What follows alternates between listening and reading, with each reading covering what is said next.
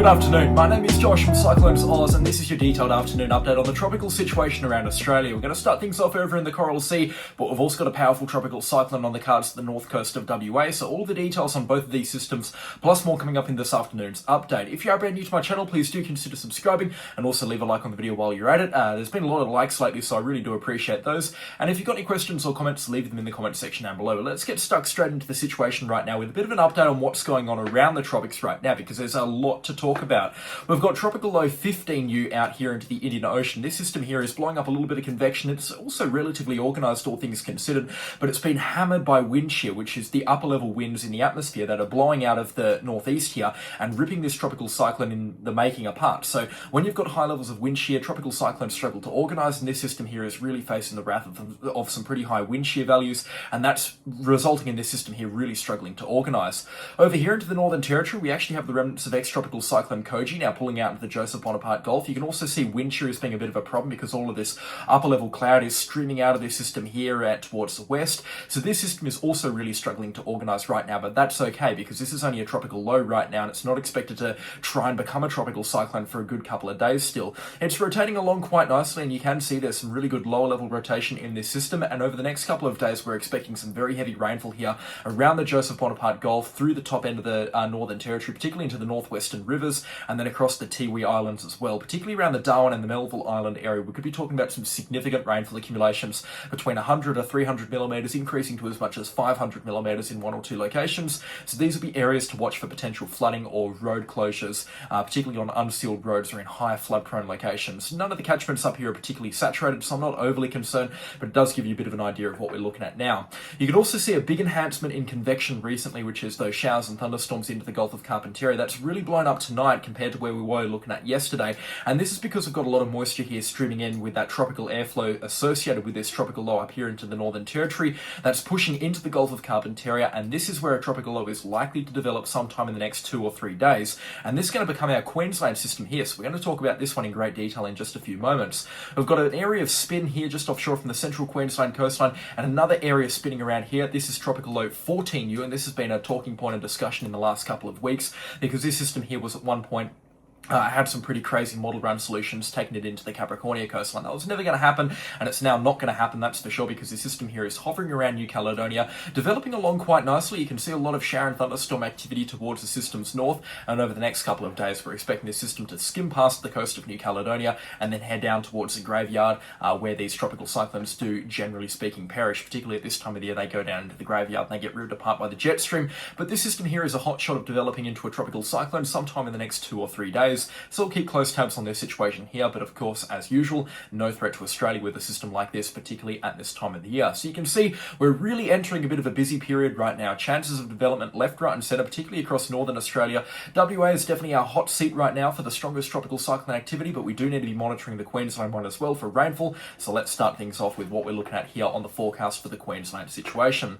So turning on our pressure forecast as well, you can see throughout the next 36 to 48 hours, we are expecting an enhancement in shower and thunderstorm activity across the Gulf of Carpentaria and into the Cape York Peninsula, particularly through the western coast of the Cape York Peninsula, but also across portions of the far northeastern Queensland coastline as well. So the Cassowary Coast and the Daintree Rainforest, there will be on and off periods of heavy showers and thunderstorms.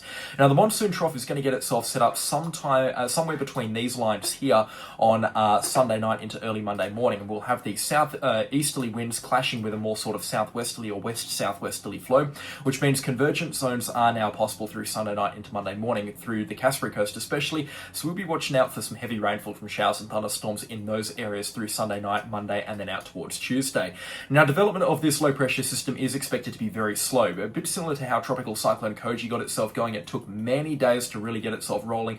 So what we're going to be talking about in the next couple of days, particularly from about Monday or Tuesday onwards, is a weak, broad low pressure system developing, but overall it's going to be a really big, broad and large, messy hunk of a system here. You can see that low pressure here getting itself rolling into the southern parts of the Gulf of Carpentaria, but very broad and disorganised, messy rotation coming into this system, which means it is really going to struggle in the grand scheme of things. And that's because this system over here will really be stealing its thunder. Tropical cyclones don't like interacting with each other, so when you've got two tropical cyclones, you know, fiddling around with each other and interacting with each other's troughs and each other's inflow features, you can get some pretty messy and some pretty wacky stuff. And with this system here, because it is going to be interacting and is relatively close to 14U out here into the Coral Sea, which, as we've talked about could become a cyclone near New Caledonia early next week, it's going to struggle as a result. Not to mention the fact that it's going to be very monsoonal in nature, so similar to how Tropical Cyclone Koji started its life off, a lot of moisture coming in, particularly on the northern and the eastern side of the system here, and it really failed to organise properly right up until about landfall, when it did finally get itself back up towards tropical cyclone status, in fact category 2 for a brief period of time. Forecast models take this system offshore from the Cape York Peninsula into the Coral Sea by the end of next week, likely between Thursday and Friday the 22nd or 23rd of January respectively, and that should be the end of the very heavy rainfall, the on and off very heavy rainfall through the Cape York Peninsula, because once this system does head offshore, forecast models take this out into the Coral Sea, where it is then expected to remain far enough away from the coastline where it will actually be able to organise and not struggle due to land interaction, but it also won't be funneling ashore showers and thunderstorms in such a prevalent way, which means we'll be talking about less shower and thunderstorm activity, less rainfall across northern Queensland from about Thursday or Friday onwards, as opposed to what we're going to be seeing earlier on this coming week and throughout the remainder of the weekend through parts of northern and far northern Queensland. This system then heading out into the Coral Sea, we may see it approach the Queensland coastline, but in terms of a landfall right now, particularly a tropical cyclone equivalent landfall, one is not expected in the next 5 or 6 days. Chances do naturally come up a little bit because of the forecast model uncertainty after about Friday, but it's not something I'd be worrying about right now, because again, we just want to see where this tropical low does develop and how far offshore from the Coral Sea coastline it actually goes before we start commenting on those landfall chances here around Townsville down towards Mackay. So just to reiterate, there's no point in worrying about it or being concerned. Of course, it's that time of the year, so that background chance is always going to be there. And I'll always say, I'll always try and be as honest as possible in these forecast updates. So please don't be worried, but there is, of course, that chance. We're in cyclone season. We need to be remembering that. But my advice to you, what I'd be doing if I was in your situation, and keep in mind, I always give you what I would be doing, which is generally overkill. I would not be worrying about this system one bit. I'd just be monitoring the forecast every couple of days and checking for changes, but I really do doubt that this is going to become a concern for the Queensland coastline at any point in time, at least before Australia Day. I really don't see how this is ever going to become a concern for Queensland whatsoever. And you can see, yes, forecast models do take it out. It does have a bit of a southerly track to it, and then it heads back out to sea again after about the 24th or the 25th, so the following weekend. And yeah, it would really have to emerge off the coastline here around the Cardwell area for this to come ashore as a tropical cyclone, but even then, it may just have too much land interaction to really get itself rolling. So that's kind of the thing across northern Queensland here. It doesn't look like it's going to be a concern, and even if it does develop close enough to the Queensland coastline where it may actually threaten Queensland as a tropical cyclone, it's not going to be a strong one because it'll just have too much land interaction as a result. So this system here really shaping up to be good news. It's going to bring some much needed rainfall to some areas, particularly into pockets of the Cape York Peninsula, on the western side especially, but it's also not expected to impact Queensland in a significant way, which is really good news indeed. And just touching on that rainfall forecast, because we are talking about an enhancement in shower and thunderstorm activity over the next 6 days, there will definitely be some good rainfall accumulations, particularly onto the western edge of the Cape York Peninsula. Falls between 150 to 250 millimetres, increasing to pockets of about 400 millimetres closer to where the low pressure system will develop, which will likely be in this area here. We'll likely see some significant rainfall accumulations from areas south of Weipa. As this system emerges off into the Coral Sea, we will see brief periods of heavy rainfall developing, being swung into the backside of this system here, which could put the Cardwell area and then locations further north up to about Lockhart River in the firing line for some heavier rainfall. But overall, I'm not expecting falls to exceed 200 millimetres across the Cassowary Coast. 300 millimetres is an absolute ceiling, so really not expecting anything in the way of significant or very heavy rainfall. And then for locations south into the Herbert and then around the Townsville area, and even south into the Burdekin and then into the central Queensland coastline, you'd need the tropical low to really approach the coastline in those areas for rainfall to become a significant problem. So I don't think that rainfall is going to become a problem in those areas at all, because I just don't see this low pressure system coming in strong enough or close enough to the coastline at this point in time.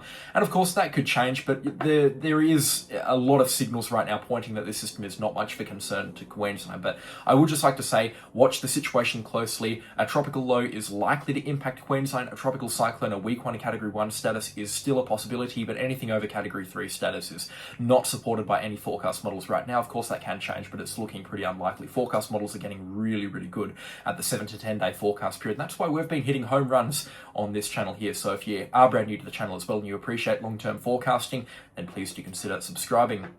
Just panning things over into the Northern Territory now, into the Joseph Bonaparte Gulf. We've got a system here, the remnants of ex-tropical cyclone Koji. You can see it is now beginning to develop, and we've got some pretty intense convection, which is those showers and thunderstorms as a result.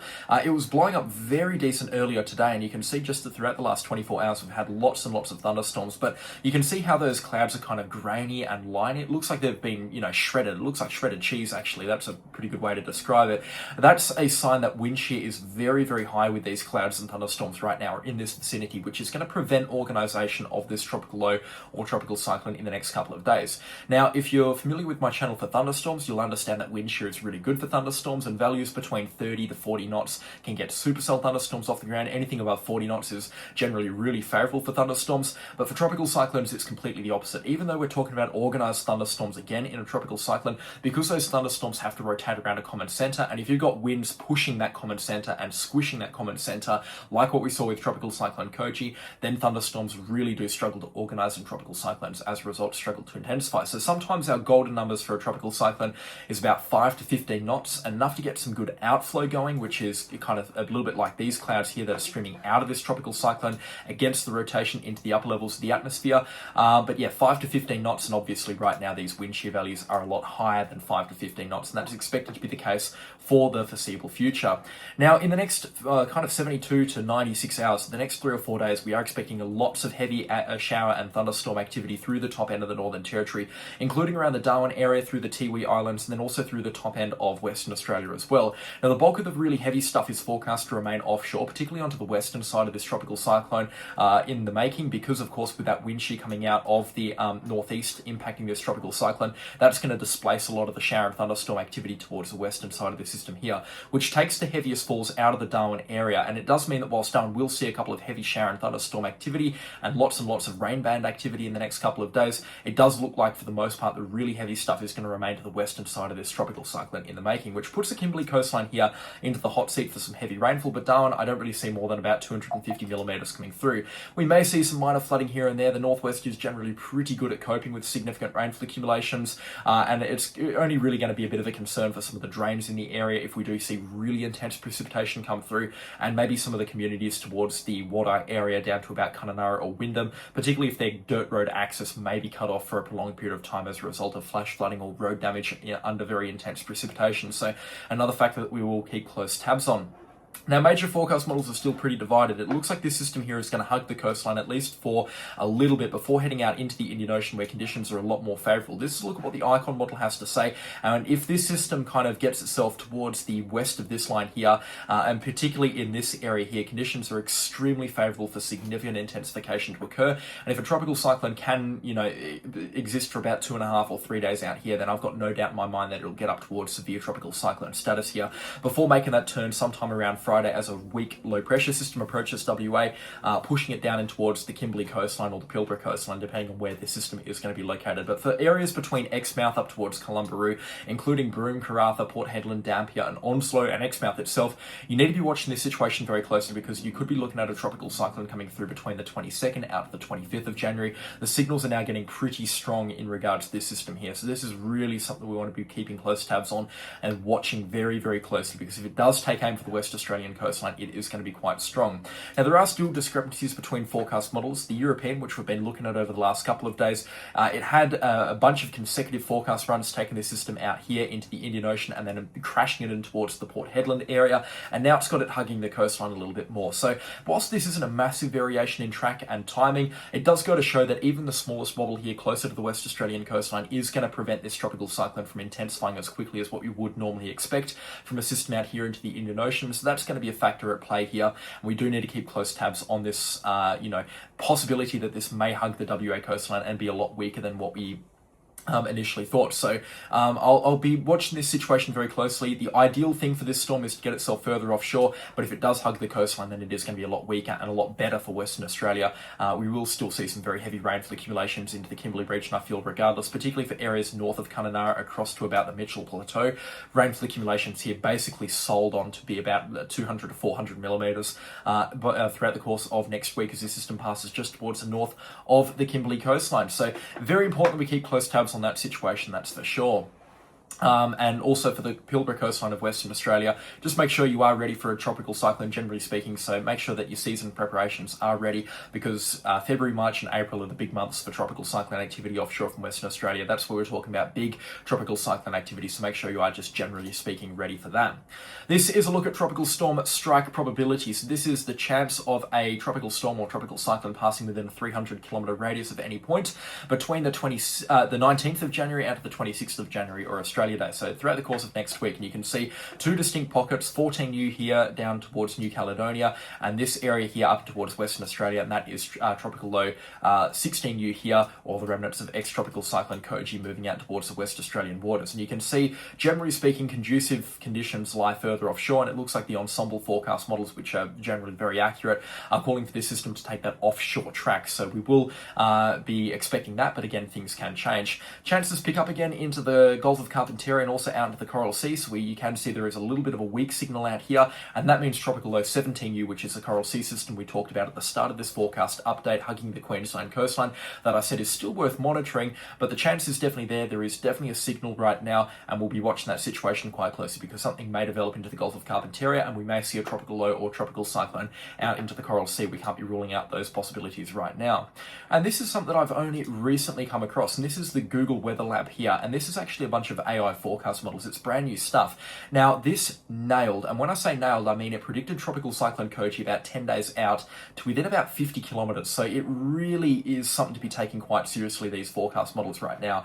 And you can see each dot resembles what is basically an ensemble, and what a forecast model is, it's a bunch of different runs all blended together. So it's kind of like mixing your favorite herbs and spices together. It's like the KFC Secret 11 herbs and spices. So you've got those all those secret herbs and spices, and they all come together to create a common solution that's the best fit. So in a forecast model case, you've got 30 different solutions or 50 different solutions, and it takes the moving average of those solutions. That's a very oversimplified definition, but that's the best that I can come up here on the run. So if we pull this back towards right now, you can see that we've got a couple of areas to be watching. The remnants of Koji here into the Northern Territory, 14U out here, that's developing up here, and 15U out here, which is no threat to Western Australia. If we pull this forecast forward, you can see those dots continue to develop into the next couple of days, and you can see a series of dots here beginning to develop in this area offshore from the Kimberley coastline, and a series of dots here developing here into the Coral Sea. And you can see when dots are close together, that's high certainty, high congruency, and we can basically make a pretty good prediction as to where these storms are going to be tracking as a result. You can see these systems here tracking along that direction there, and then as we continue to roll this forward, you can see those dots become a little bit further out and a little bit more widespread, and that's as inconsistencies and incongruencies between the forecast models start to spread. But you can see still pretty good certainty here in towards Western Australia, those colours becoming more intense, which means those forecasts are becoming a little bit more intense, and you can still see a pretty solid clump out here into the Coral Sea, which means there is some pretty good consistencies right now that something is going to get itself rolling out into the Coral Sea. After a couple of days though, this is at about the 8 or 9 day mark, you can see the dots are basically spread everywhere, and when they're really far apart like this with a lot of different possibilities, some down here in the southeastern corner of WA, others up here around the Melville Island area from the same system or the same initialization on the same system, you start to get that picture painted that the inconsistencies and the incongruencies between the forecast models really do start to arise. So this is something that you'll see me use in the forecast updates and also over on Facebook in the foreseeable future, but definitely something that's worth checking out as well. And this is going to be the future of weather forecasting or tropical weather forecasting. So really helpful stuff, and great stuff to be using for an accurate tropical cyclone or long-range tropical cyclone forecast.